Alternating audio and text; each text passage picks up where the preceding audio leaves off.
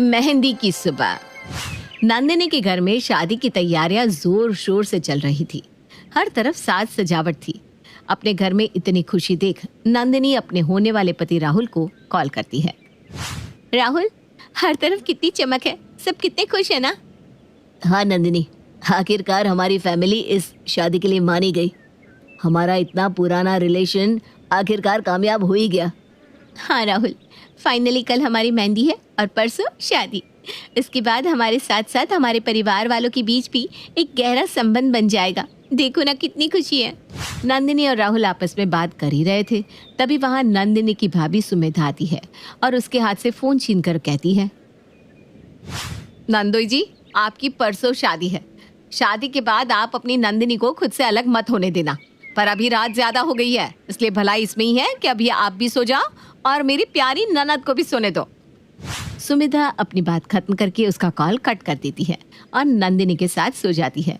कुछ ही घंटों बाद सुबह हो जाती है और सुबह से कब दोपहर हो जाती है किसी को पता ही नहीं चलता।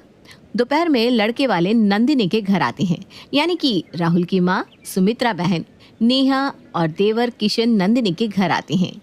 उनको अपने घर पर देखकर नंदिनी की माँ नीलम उनसे कहती है, अरे समधन जी, आप आइए आइए, बैठिए बैठिए। हाँ हाँ जरूर। वैसे हम तो यहाँ बस ये देखने आए थे कि यहाँ की तैयारियाँ कैसी चल रही है। आपको दिक्कत तो नहीं है ना। अरे नहीं नहीं समधन जी, कैसी बात कर रही हैं आप, हमें कोई दिक्कत नहीं है। नीलम और सुमित्रा आपस में बात कर ही रहे थे, तभी बीच में नेहा और किशन बोलते हैं, आंटी जी, आप और मम्मी को ना बात कर लेनी चाहिए और हमें अपनी होने वाली भाभी के पास जाना चाहिए। क्या आप बता सकती हैं हमारी भाभी कहाँ है? नंदिनी तो अभी मेहंदी लगवा रही है, घर में फंक्शन हो रहा है ना, वहीं नंदिनी भी बैठी है। समधन जी आप भी चलिए ना, आप भी रस्म देख लेना। हाँ हाँ क्यों नहीं। सुमित्रा अब नीलम के साथ घर के अंदर जाती है, पर नंदिनी वहाँ से जा चुकी थी, जिसके बाद सुमित्रा और नीलम आपस में बातें करने लगती है। उन दोनों को बात करते हुए दूर खड़ी सुमित्रा देखती है और वो सीधा अपनी ननद के पास जाती है। ननद जी, आपसे एक बात पूछूं? हाँ भाभी बोलिए ना, क्या बात है? नंदिनी की बात सुनकर सुमित्रा रोने लगती है। भाभी क्या हुआ है, आखिर आप रो क्यों रही है, कोई दिक्कत है क्या? नंदिनी, मैं तुमसे जो भी पूछने वाली हूँ सब कुछ सच सच बताना, क्योंकि तुम्हारा और राहुल का रिलेशनशिप काफ़ी सालों से है और अब तुम्हारी शादी भी होने वाली है। शादी एक बहुत बड़ा डिसीजन होता है। जब तुम लोगों ने शादी की बात की तब तुम लोगों ने दहेज की बात नहीं की थी, तो अब तेरे ससुराल वाले दहेज लेने कैसे आ गए? क्या आपके कहने का मतलब क्या है भाभी? मतलब ये कि क्या राहुल ने तुमसे लेन देन की बात की थी? ये कैसी बात कर रही हो भाभी, राहुल को दहेज नहीं चाहिए। और जब मैंने राहुल की बात मम्मी पापा से करवाई थी तब भी राहुल और उसकी फैमिली ने दहेज लेने से साफ इनकार कर दिया था। अच्छा, अगर ऐसी बात है तो तुम्हारे ससुराल वाले यहाँ क्या करने आए हैं? मैंने सुना कैसे वो तुम्हारी सास माँ जी को पैसे के लिए फोर्स कर रही थी। अपनी भाभी की बात सुनकर नंदिनी को एक धक्का लगता है। उसको समझ में नहीं आ रहा था कि अब वो क्या करे। कल राहुल और उसकी शादी थी। नंदिनी को चिंता में देख उसकी भाभी कहती है, देखो नंदिनी, तुम जानती हो इस शादी में कितना खर्चा हो रहा है। एकदम से पैसा लाकर देना पॉसिबल नहीं है। एक बार तुम राहुल से बात करो, क्या पता राहुल कुछ कर सके। नहीं भाभी, ये दोनों माँ बेटे मिले हुए हैं, माँ सही कहती थी। ये सही नहीं है, पर मैं ही नहीं मानी। लेकिन अब मुझे समझ में आ गया है, मेरी शादी अभी हुई नहीं है, इसलिए मैं अपने डिसीजन खुद ले सकती हूँ। नंदिनी अपना फ़ोन उठाती है और बाहर की तरफ निकल जाती है। नंदिनी बाहर बैठकर राहुल को फ़ोन लगाती है। राहुल, तुमने और तुम्हारे परिवार वालों ने खुद को समझा क्या है? अरे हम लड़की वाले हैं और तुम लड़के वाले, तो तुम कुछ भी करोगे। अरे नंदिनी, पर हुआ क्या है? तुम मुझ पर अचानक भड़क क्यों रही हो? मैंने और मेरे परिवार वालों ने ऐसा क्या कर दिया? क्या कर दिया? ये पूछो क्या नहीं किया। राहुल, जब हम शादी की बात कर रहे थे तब मैंने तुम्हें ये कहा था कि मेरी फैमिली तुम्हें दहेज नहीं देगी, और उस समय तुम और तुम्हारी फैमिली भी मान गई थी। लेकिन अब तुम्हारी फैमिली यहाँ मेरी माँ से दहेज मांगने क्यों आ गई? अरे तुम पैसों के इतने भूखे निकलोगे, मैंने ये कभी सपने में भी नहीं सोचा था। दहेज? ये कैसी बात कर रही हो नंदिनी तुम? मैंने दहेज के लिए पहले भी मना किया है और आज भी कहूँगा कि मुझे तुमसे कोई दहेज नहीं चाहिए। प्लानिंग तो तुम्हारी सच में बहुत अच्छी है। तुम इस तरह नाटक करोगे और इससे तुम माँ बेटे मेरी नज़र में भी बुरे नहीं बनोगे। शादी भी हो जाएगी और तुम्हें पैसा भी मिल जाएगा। क्यों? नंदिनी, ये क्या बकवास कर रही हो तुम? जब मैं तुम्हें कह रहा हूँ कि ऐसा कुछ नहीं है तो तुम मेरी बात मान क्यों नहीं रही?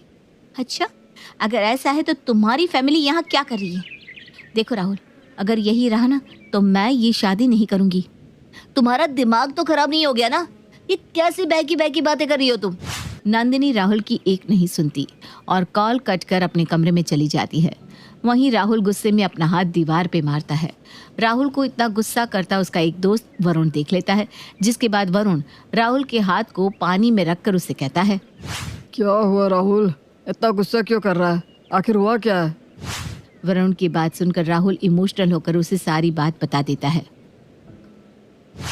वरुण, मैं तो कुछ कर नहीं सकता, पर तुझे इस बात का पता लगाना होगा। पता लगा और बता कि आखिर ये सब चल क्या रहा है। आखिर कौन है जो नंदिनी को इस तरह से भड़का रहा है? पर हाँ, ध्यान रहे, ये बात फैमिली तक नहीं जानी चाहिए। राहुल की बात सुनकर अब वरुण अपने एक दोस्त राज के साथ नंदिनी के घर पहुंच जाता है। अरे वरुण, राज, तुम दोनों यहाँ? कोई काम था क्या? नहीं आंटी जी, हमें यहाँ कोई काम नहीं है। हम तो यहाँ नंदिनी से मिलने आए हैं, क्योंकि बस आज तक के लिए नंदिनी हमारी दोस्त है, उसके बाद वो हमारी भाभी बन जाएगी। इसलिए एक आखिरी बार हम अपनी दोस्त को देखना चाहते हैं। हाँ हाँ, जरूर देखो बेटा, वो अपने कमरे में ही है। वरुण और राज अब भागते हुए नंदिनी के पास जाते हैं। वरुण और राज को देखकर नंदिनी समझ जाती है कि उन दोनों को किसने भेजा होगा। क्यों आए हो तुम दोनों यहाँ पर? अगर राहुल की तरफ से कोई सफाई देनी है तो मुझे कुछ नहीं सुनना। अरे नंदिनी, तो पागल हो गई है क्या? कल तेरी शादी है और आज तू शादी तोड़ने की बात कर रही है। हाँ तो क्या करूँ? माँ को दहेज देने दो। अरे राहुल की फैमिली अपनी जुबान पर क्यों खरी नहीं उतरी? तेरा दिमाग खराब हो गया है क्या? तब से रट लगाए बैठी है दहेज दहेज। अरे किसने कहा तुझे कि यहाँ दहेज लेने आई है? अरे हद होती है यार। एक बार तूने अपनी माँ से पूछा कि उनको दहेज के लिए बोला भी गया है या नहीं? वरुण, हम यहाँ पर शांति से बात करने आए ना, शांत हो जा। Okay okay, I am sorry. Nandini, तुझे ये दहेज वाली बात किसने कही? भाभी ने। नंदिनी, अब तो मेरा भी मन कर रहा है तुझ पर गुस्सा करने का। अरे तू कल से एक घर संभालेगी और तेरा बचपना अभी तक नहीं गया? अरे ऐसा भी तो हो सकता है ना कि ये खबर ही झूठी हो। पर भाभी झूठ क्यों कहेंगी? भाभी झूठ क्यों कहेंगी ये तो अब उनसे ही पता चलेगा। इतना बोलकर राज उसकी भाभी और उसकी माँ नीलम को उसके पास लाता है। राज बेटा, समधन जी नीचे अकेली बैठी हैं, उनके सामने तुम मुझे ऐसे यहाँ क्यों लेकर आया? आंटी जी, अभी सब पता चल जाएगा। नंदिनी, अब तुम अपने सारे सवाल पूछो।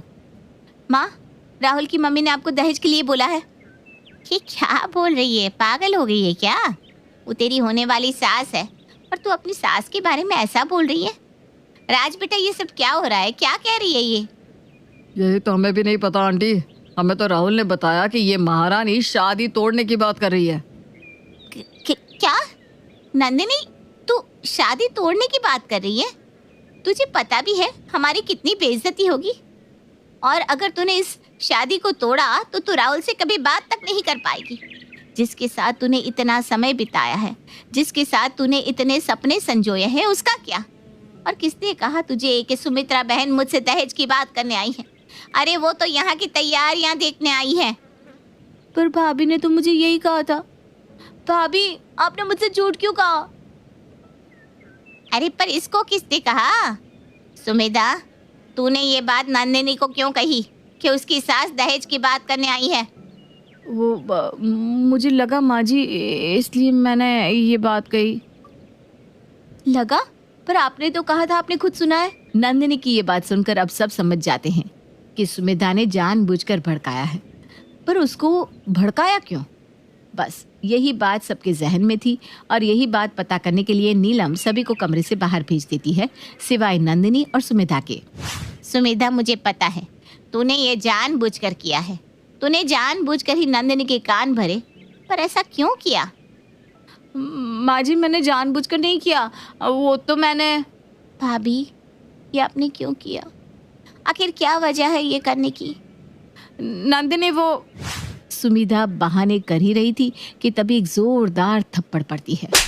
सच बता, आखिर तूने ये क्यों किया? क्यों तू मेरी बेटी का घर बर्बाद करना चाहती थी? हाँ, मैंने किया, क्योंकि मुझे शुरू से ही नंदिनी से जलन थी, क्योंकि मेरा भाई इससे प्यार करता था। मेरी फैमिली भी अच्छे घर से बिलोंग करती है, उसके बाद भी इसने राहुल को ही चुना। बस इसलिए मैंने ऐसा किया।